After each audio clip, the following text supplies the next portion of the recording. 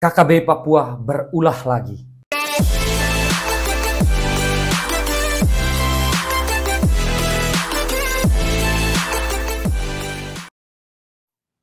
KKB Papua berulah lagi.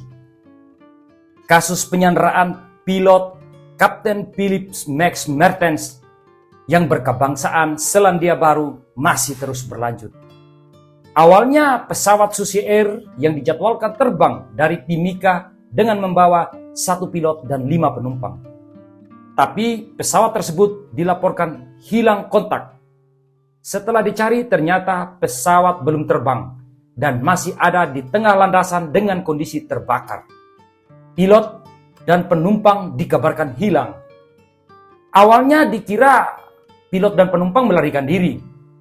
Tapi setelah dilakukan pencarian dan informasinya, KKB Papua menyatakan bahwa mereka sedang menyandera pilot tersebut yang notabene-nya berkebangsaan Selandia Baru. Foto-foto pilot Susi Air itu dirilis oleh KKB Papua pimpinan Egyanus Kogoya. Yang mengherankan, dalam foto-foto yang disebarkan di media sosial itu, Philip Mertens tampak dalam keadaan sehat dan diperlakukan dengan baik. Kondisi ini sangat berbeda ketika KKB menyandera pekerja Indonesia dan masyarakat Papua sendiri. Sudah dipastikan pekerja Indonesia dan masyarakat Papua yang ditangkap oleh KKB akan dibantai dan videonya disebarkan di media sosial dengan teriakan seperti euforia kemenangan. Yang menjadi pertanyaan, kenapa ada perbedaan perlakuan dari kelompok KKB terhadap pilot Susi Air ini dengan pekerja Indonesia dan masyarakat Papua? Kenapa KKB bertindak seperti itu?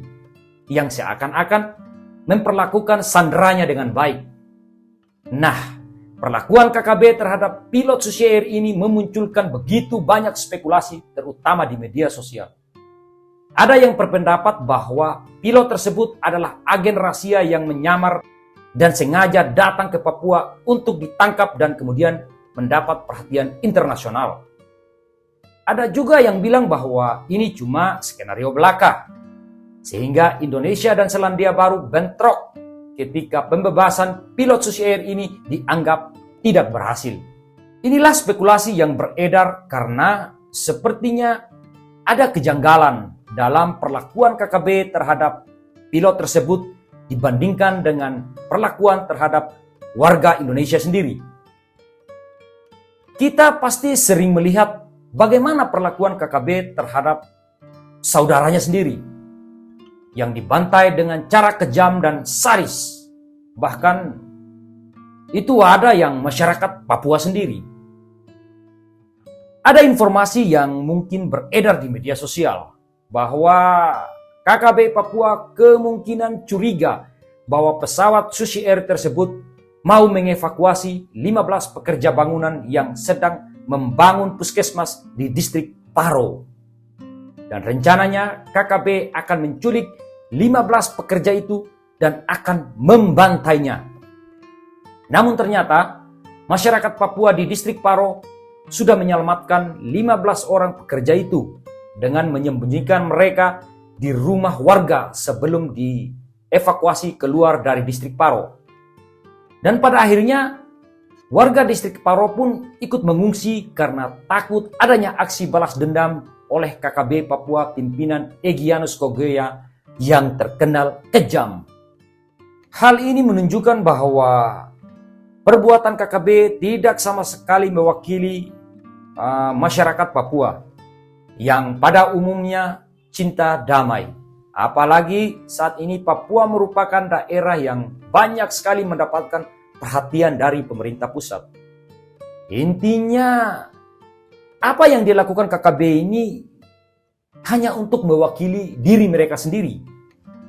Karena sesungguhnya seluruh masyarakat Papua itu baik adanya.